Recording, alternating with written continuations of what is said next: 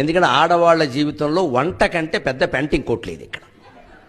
ఇది పొద్దున్న 3 గంటలు, సాయంత్రం 3 గంటల పెద్ద పని. ఇంతకంటే ఆఫీస్ ఉద్యోగమే నయం.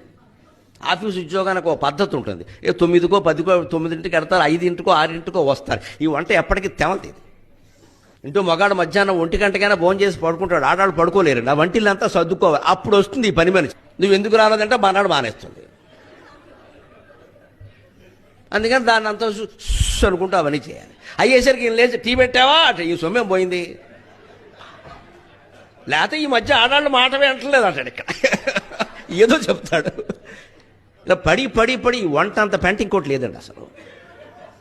అది అయ్యే పని కాదు. ఇది ఎంతకి తెమలదు. పైగా ఏదైనా మిగిలిపోయిందంటే బాధ. మిగిలిపోయింది బయట పారేయడం ఇష్టం లేక లోపల పారేస్తారు, లావెక్కిపోతారు. ఇదో గొడవ. చేశారు కదా కష్టపడి, ఏం బయట ఏం పారేస్తాం, లోపల పారేస్తారు, లావెక్కిపోతారు. స్థూలకాయం.